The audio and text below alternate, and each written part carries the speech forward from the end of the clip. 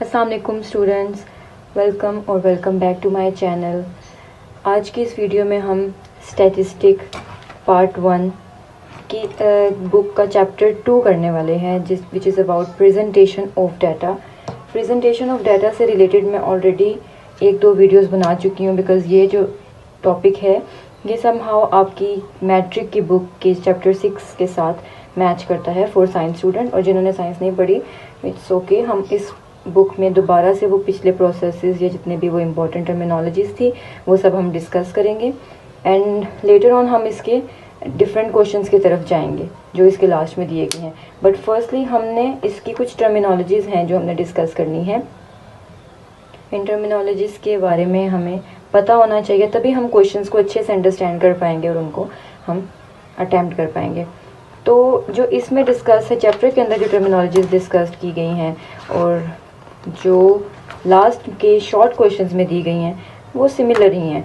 तो हम just chapter के लास्ट से पढ़ना स्टार्ट करेंगे, यानी कि हम शॉर्ट क्वेश्चंस को पहले डिस्कस करेंगे और जो क्वेश्चन के साथ मैच कर रही होंगी हम उन शॉर्ट क्वेश्चंस को भी और क्वेश्चन को भी एक ही वीडियो में कवर करने की कोशिश करेंगे। Alright, so let's get started. हमारे जो कुछ शॉर्ट क्वेश्चंस हैं जो चैप्टर के लास्ट में दिए गए होते हैं उनको हम अच्छे से पढ़ेंगे। So first question is classification, कि क्लासिफिकेशन होती क्या है, क्योंकि हमने प्रेजेंटेशन ऑफ डाटा करना है, डाटा को हमने क्लासीफाई करना है, हमने डाटा की प्रेजेंटेशन ऐसे करनी है कि उसमें डिफरेंट क्लासेस बनेंगी हमारे लिए।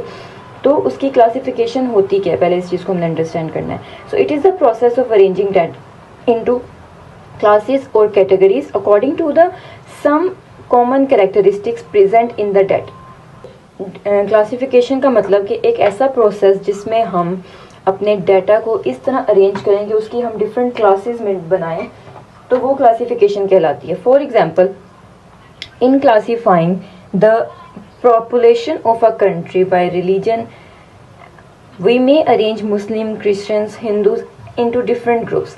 जैसे अगर एक कंट्री है और उस कंट्री की पॉपुलेशन को हम ऐसे क्लासीफाई कर रहे हैं कि हम एक क्लास के अंदर मुस्लिम्स डाल रहे हैं, दूसरे क्लास में हम क्रिश्चियन डाल रहे हैं, तीसरी क्लास में हम अदर जो रिलीजन होते हैं वो उनको हम डाल रहे हैं, तो हम पूरे पॉपुलेशन को स्टडी करेंगे, पूरी कंट्री की पॉपुलेशन को स्टडी करेंगे और उसके बाद हम उसमें से ये फाइंड आउट करेंगे कि कितने लोग जो हैं वो मुस्लिम्स हैं और उनकी हम अलग क्लास बना देंगे, कितने लोग हैं जो हिंदू हैं उनकी हम अलग क्लास बना देंगे। इन द सेम वे हम डिफरेंट रिलीजन की क्लासेस बनाते जाएंगे। तो इस तरह हमने अपने डाटा को क्लासीफाई कर लिया।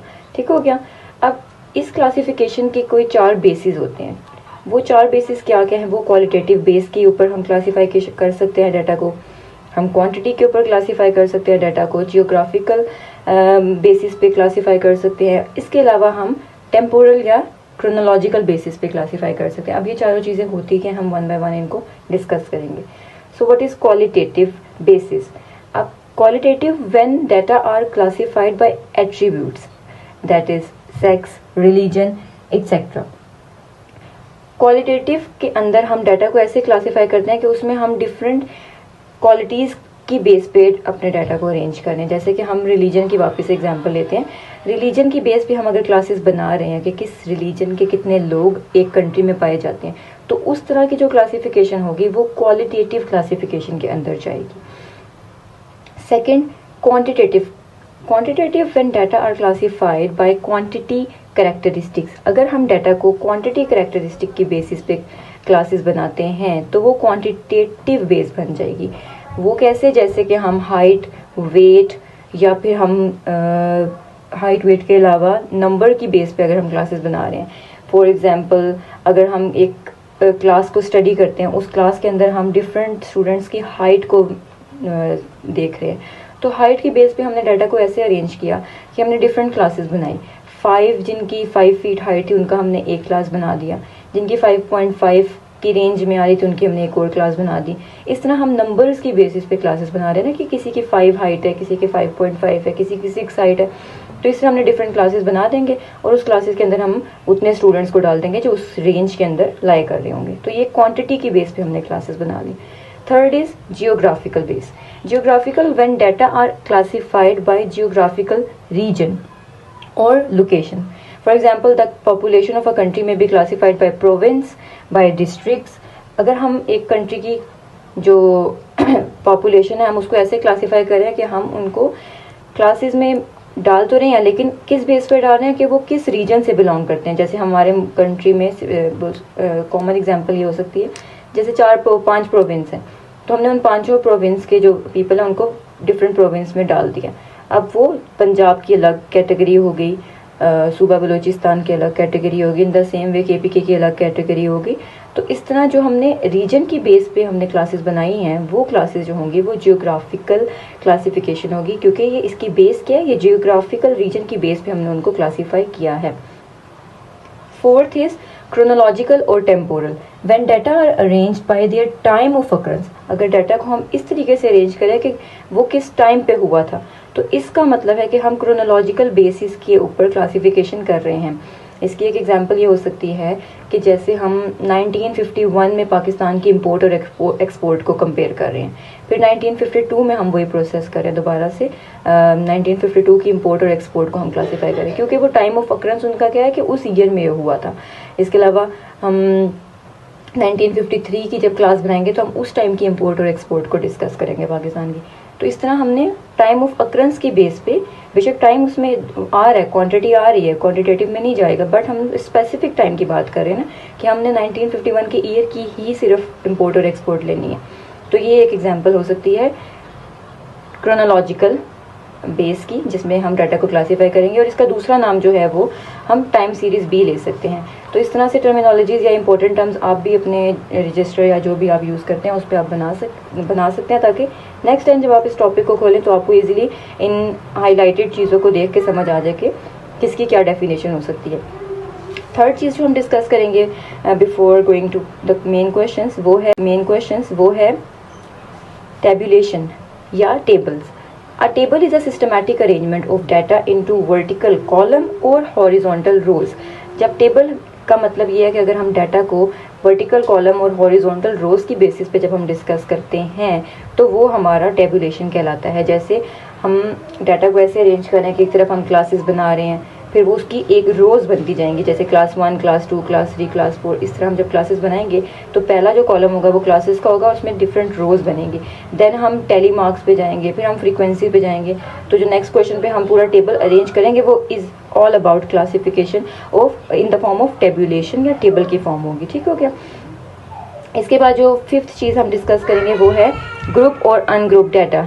ग्रुप डाटा और अनग्रुप डाटा इस चैप्टर का एक इम्पोर्टेंट कॉन्सेप्ट है जो कि आपको आना चाहिए, क्योंकि वो आगे क्वेश्चन में बहुत ज़्यादा यूज़ होने वाला है। तो ग्रुप और अनग्रुप डाटा क्या होता है? डाटा तो हमें मिल गया, अब उसकी ग्रुपिंग करना, या वो अनग्रुप है या ग्रुप है, तो ये कैसे हमें पता चलेगा?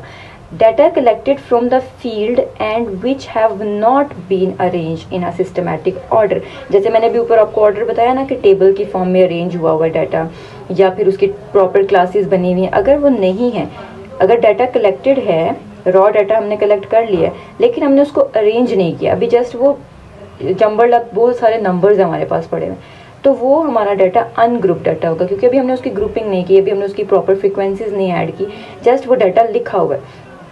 तो इसका मतलब हो गया कि वो अनग्रुप डाटा। जैसे कि कॉलेज एंट्रीज हुई, अभी जब हुई कॉलेज एंट्रीज, तो हमने डिफरेंट स्टूडेंट्स के नंबर्स कलेक्ट किए कि स्टूडेंट कितने नंबर आए, इसके कितने नंबर आए। बस नंबर्स अगर हम जब देखें, अब उसको हमने अरेंज नहीं किया कि ग्रेड ए के कितने नंबर से, या ग्रेड 2 के कितने नंबर से, ग्रेड 3 में कितने नंबर्स लाए कर रहे हैं, तो उस ग्रेडिंग की बेस नहीं किया हमने, जस्ट क्या किया कि नंबर्स लेके अपने पास नोट डाउन कर लिया। तो डाटा भी रॉ फॉर्म में है और वो डाटा अनग्रुप डाटा है, और इसमें हमारे पास फ्रीक्वेंसीज नहीं होती अनग्रुप डाटा के अंदर। इसके अलावा जो ग्रुप डाटा होता है उसका बिल्कुल ऑपोजिट होता है, अनग्रुप के ऑपोजिट होता है। ग्रुप डाटा का मतलब है कि अगर हम डाटा को अरेंज करें एक सिस्टमैटिक ऑर्डर के अंदर और उसमें स्पेसिफिकली फ्रीक्वेंसी मेंशन की गई हैं, तो वो डाटा हमारा कहलाएगा ग्रुप डाटा। ग्रुप डाटा के अंदर जो होता है फ्रीक्वेंसी गिवन होती है, और डाटा जो होता है वो क्लासेस की फॉर्म में डिस्ट्रीब्यूट होता है। अगर मैं आपको एक एग्जांपल दिखाऊं इसकी, मेरे पास एक सोल्यूशन सॉल्व है। जैसे ये डाटा है, हमने डाटा को अरेंज किया है, उसके बाद क्योंकि डाटा हमारे पास किस फॉर्म में पहले गिवन था, ये सब डाटा था, इसके बाद इस डाटा को हमने क्लासेस की फॉर्म में अरेंज किया, देन हमने टैली मार्क्स बनाए, फ्रीक्वेंसीज बनाए, आगे जो कुछ भी बनाए। तो ये जो डाटा हमने इस डाटा को इस फॉर्म में लेके आए कि हमने डाटा को ग्रुपिंग कर लिया, it is called group data. Alright, तो ग्रुप डाटा ऐसा होता है जो सिस्टमेटिकली अरेंज होता है और उसकी फ्रीक्वेंसीज हमने दी होती है एक स्पेसिफिक कॉलम के अंदर। इसके अलावा जो एक चीज़ हम डिस्कस करेंगे quickly before going to question, that is array. An array is of raw numerical data is ascending और descending order.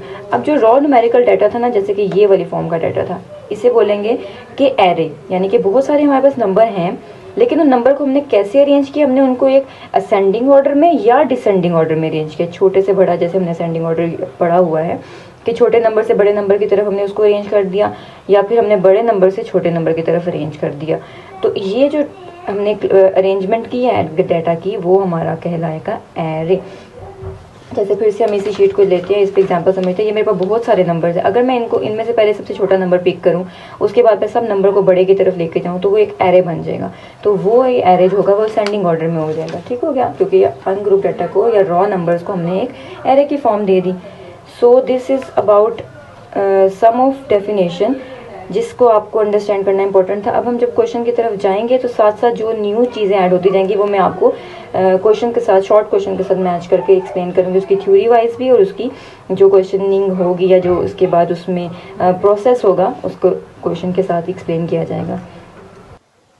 Okay, so we are moving to question number 2.2 from this exercise. The data given below shows the diameter in inches of ball bearings manufactured by company. एक company ball bearings बनाती है और उस ball bearing का जो diameter है उसका data नीचे लिखा गया है। जैसे आप ये देख सकते हैं, ये सब बॉल बेरिंग के डायामीटर हैं। हमने फ्रीक्वेंसी डिस्ट्रीब्यूशन करनी है। अब इस चीज़ में एक ऐसा पॉइंट है जो हमें माइंड में रखना है, दैट इज़ फ्रीक्वेंसी डिस्ट्रीब्यूशन। जब हमें फ्रीक्वेंसी डिस्ट्रीब्यूट करने को कहा जा रहा होगा तो जस्ट हमने क्लासेस बनानी है, टेली मार्क्स और फ्रीक्वेंसी देके वहाँ पे काम कंप्लीट हो जाएगा। अनटिल एंड अनलेस कि अगर हमसे वो आगे कोई और डिमांड करते हैं, जैसे नेक्स्ट क्वेश्चन में वो क्लास लिमिट बनाने का भी कहेंगे, क्लास बाउंड्रीज का भी कहेंगे, बट वो अगले क्वेश्चन की बात है। इस क्वेश्चन में जस्ट हमने फ्रीक्वेंसी डिस्ट्रीब्यूट करनी है और साथ में उन्होंने एक हिंट दिया कि आपका जो क्लास का साइज़ होगा वो होगा 35 to 39, 40 to 45। ओके, ये सब चीज़ें आपने माइंड में रख ली हैं। उसके बाद आपने अपने डाटा को देखना है। उस डाटा में आपने सबसे पहले अपनी लोअर नंबर को देखना है कि सबसे छोटा नंबर इस पूरे डाटा में कौन सा है। तो मैंने ये मार्क कर दिया, 39 इज़ द लोवेस्ट नंबर। इसके बाद हमने सबसे हाईएस्ट नंबर की तरफ जाना है, एंड विच इज़ 94। 94 से बड़ा कोई नंबर नहीं है और 39 से छोटा कोई दूसरा नंबर नहीं है। और उन्होंने हमें हिंट क्या दिया कि जो क्लासेस होंगी वो ग्रुपिंग होगी, यानी कि ग्रुप डाटा जो हमने डिस्कस किया पीछे, ग्रुप डाटा होगा। और ग्रुप डाटा के अंदर हमने क्या करना है कि ग्रुपिंग बनानी है क्लासेस की, जो स्टार्ट होगी 35 से 39 पे। तो हम यहाँ पे राइट करते हैं 35, 39। नेक्स्ट उन्होंने बोला कि आपने 40 to 44 एक क्लास बनानी है, हमने बना दी 40, 44। अब इस क्लास में और इस क्लास में कितने का डिफरेंस आ रहा है, तो ये हमें पता चलेगा कि ये जो डिफरेंस है इट्स अबाउट 5। हम इसको ऐसे भी कर सकते हैं कि अगर हम दोनों को सब्ट्रैक्ट कर लें तो जो डिफरेंस आएगा वो 5 का आएगा। अभी हमने क्लासेस कंटिन्यू कहाँ तक करनी है, जहाँ तक हमारा ये हाईएस्ट नंबर नहीं आता। तो इसके इजी मेथड ये होगा कि 35, 40, 45, 50, 55, 60, 65, 70, 75, 80, 85, 90। और अगर आप देखेंगे तो इसी के अंदर जो है, इस क्लास के अंदर हमारा आखिरी नंबर भी आ जाएगा। कैसे, अगर आप देखते हैं इसकी मैं लोअर अपर क्लास लिमिट कितनी, इसको हम बोलते हैं लोअर क्लास लिमिट, इसको हम बोलते हैं अपर क्लास लिमिट। ठीक है, 39, 44, 45 के बाद हमारे पास आएगा अब नंबर, वो हो जाएगा 49, फिर 50, 54 क्योंकि नेक्स्ट 55 है, फिर 60 से एक नंबर पीछे हम राइट करेंगे 59, 60, यानी कि 65 है तो पीछे लिखेंगे एक नंबर 64 यहाँ पे आ जाएगा। ये 70 है तो 69 यहाँ पे आ जाएगा। इसके बाद टाइम चलना बंद हो जाएगा। इसके बाद 70 जब आएगा तो 70, क्योंकि ये 75 है तो इससे एक नंबर लेस ऊपर लिखा जाएगा 74। फिर ये 80 है तो 80 से एक नंबर लेस लिखा जाएगा 79। फिर ये 85 है तो 85 से एक नंबर लेस लिखा जाएगा 84। In the same way 89 and 94। तो आप ये देखेंगे कि 94 हमारी हाईएस्ट नंबर है और 94 इसी क्लास में आ रहा है, तो हमें फर्दर क्लास बनाने की ज़रूरत भी नहीं है, तो इसी पे हमारी सारी क्लासेस कंप्लीट हो जाती हैं। इसके बाद हम टेली मार्क्स लगाना स्टार्ट करेंगे, और वो कैसे लगाएंगे, उसमें हमने ये करना है कि हमने पूरे क्लासेस देखने, अपना पूरा डाटा को अच्छे से स्टडी करना है कि ये पूरा जो डाटा हमें गिवन है, इस डाटा के अंदर हमें हमारी ये क्लास में कितने नंबर्स आ रहे हैं, लाइक 35 से 39 तक कितने नंबर्स हैं जो आ रहे हैं। जो आएंगे आपने उसको पेंसिल की हेल्प से क्रॉस कर देना। जैसे कि मैं 35 से 39 को देखती हूँ कि 35 भी आना चाहिए और 39 भी आना चाहिए। इसके बाद इसके बीच में जितने नंबर्स होते हैं, फॉर एग्जांपल 35, 36, 37, 38, 39, तो ये 5 नंबर्स हमारे पास इसके अंदर अगर होंगे तो वही टेली मार्क्स में ऐड हो जाएंगे।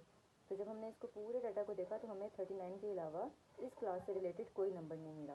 तो इसका मतलब है इसकी जो टैलीज होंगी वो होगी 1, इसकी टैली होगी 1। इसके अलावा जो फ्रीक्वेंसी टैली मार्क्स, जितनी टैली मार्क्स यहाँ लिखी जाएंगी वही सामने उसकी फ्रीक्वेंसी कहलाएगी।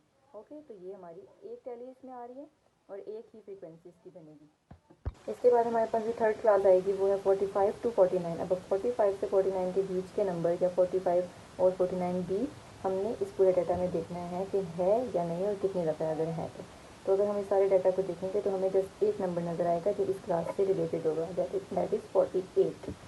तो 48 हमारे पास एक ही आ रही है टैली मार्क, इसलिए हम इसके सामने भी एक ही टैली मार्क ऐड करेंगे और इसकी भी फ्रिक्वेंसी 1 ही होगी। जो नेक्स्ट क्लास हमारे पास है वो है 50 टू 54। अब 50 टू 54 हम ढूंढेंगे कि कितने नंबर्स इसमें लाई करते हैं। तो हमारे पास दो नंबर हैं जो लाई करते हैं, एक 51 है and the next number is 54। तो इसकी जो टैलीज होंगी वो होंगी 2। तो हम यहाँ पे 2 टैलीज लगाएंगे ऐसे करके 1 2, और ये भी 2 जो है फ्रीक्वेंसी हम सामने इसके राइट कर देंगे। फिर हम नेक्स्ट क्लास में देखेंगे। नेक्स्ट क्लास में हमारे पास जो क्लास है वो है 55 से लेकर 59 तक। अब हमने देखना है 55 से 59 तक कितने नंबर यहाँ पे लाई कर रहे हैं। तो अगर हम इसको अच्छे से देखेंगे तो यहाँ पर हमें 3 नंबर दिखाई देंगे, 56 है, ये 58 है, इसके अलावा हमारे पास यहाँ पे 56 है। 3 नंबर्स हैं जो इस क्लास में लाई कर रहे हैं, तो इसकी जो टैलीज होंगी वो होंगी 1 2 3, और ये भी 3 हमारा सामने आ जाएगा। देन हम नेक्स्ट क्लास की तरफ मूव करेंगे और इस हिसाब से हमने सारी टैलीज यहाँ पे मार्क कर देनी है। तो क्विकली इसको करते हैं, इस पर ज़्यादा टाइम वेस्ट नहीं करते हैं। आपको समझ आ गया होगा कि कैसे नंबर्स देख के टैलीज के अंदर टाइप करने हैं।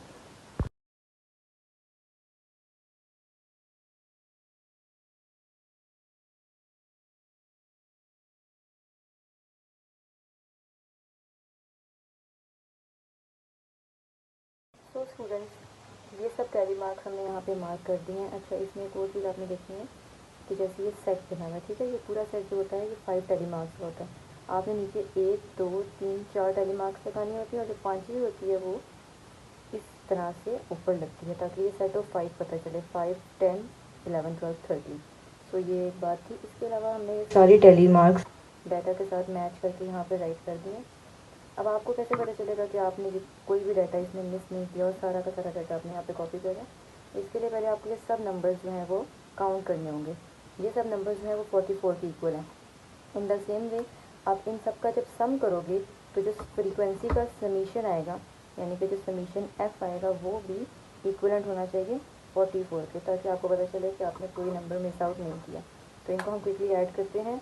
1 + 1 + 2 + 3 3 + 13 + 5 + 9 + 1 एंड +3, तो वो इक्वलेंट आया है 44 के। तो दैट मीन्स कि हमारा हमने कोई नंबर मिस आउट नहीं किया और हमारा जो डाटा है वो पूरा का पूरा फ्रीक्वेंसी में डिस्ट्रीब्यूट हो गया है। So that's it from question number 1।